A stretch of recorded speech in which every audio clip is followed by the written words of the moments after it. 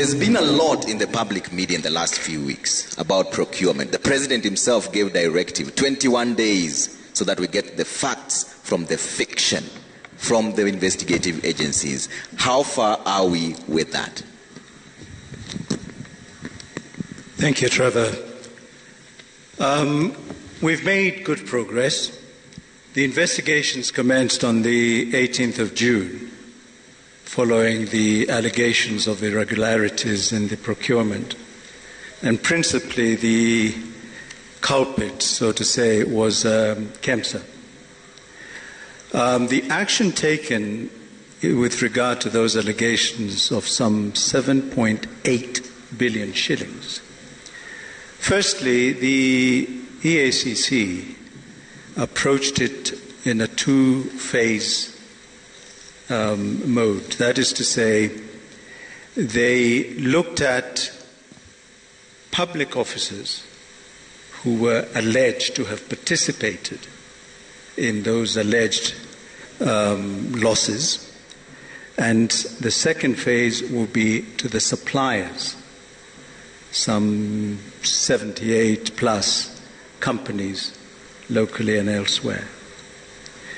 As regards the first phase, some 52 persons of interest have been called in to write statements, and they have.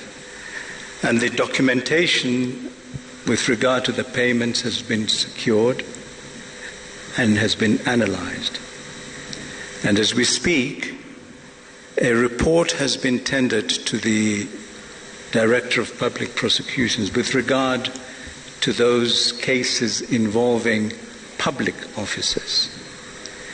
And the DPP is currently reviewing that material and will at some stage in the very near future decide on whether or not prosecutions will proceed.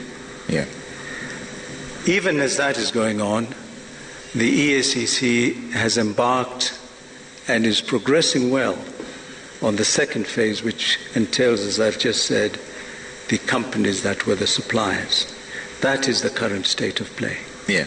What are some of the lessons you think we should learn from the relationship between the Ministry of Health and KEMSA, for example, so that there's not any backpedaling and also it was me, it wasn't me, she said, who said, nobody said.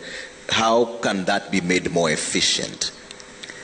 Well, this will be informed more when we have completed the investigations, because there'll be administrative issues, there'll be legal issues that come into play. We will examine the legal framework, and we did this with the other cases that have preceded this, like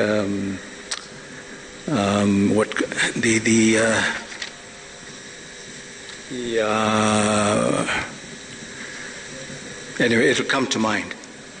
But as CAP Secretary Mutahi Kagwe observed earlier, our institutions are only as good as the persons who lead them. And as His Excellency has said, and persistently in the war against corruption, he has led from the front by personal example. That is very, very, very critical. And as leaders, whether it is at ministerial level, whether it is units like KEMSA and so on, the leadership must be above board. Okay.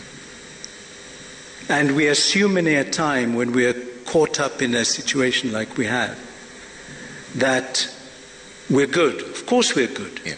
But we forget one fundamental.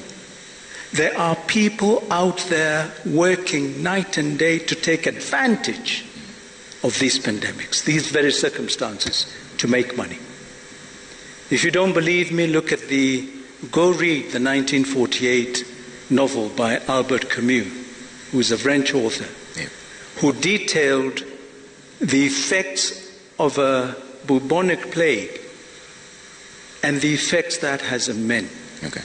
There was an old pharmacist there who was hoarding medicines and selling it at sky-high profit. Okay. We have the same in this country. All right. We must say as a nation, no, we are not going there. All right.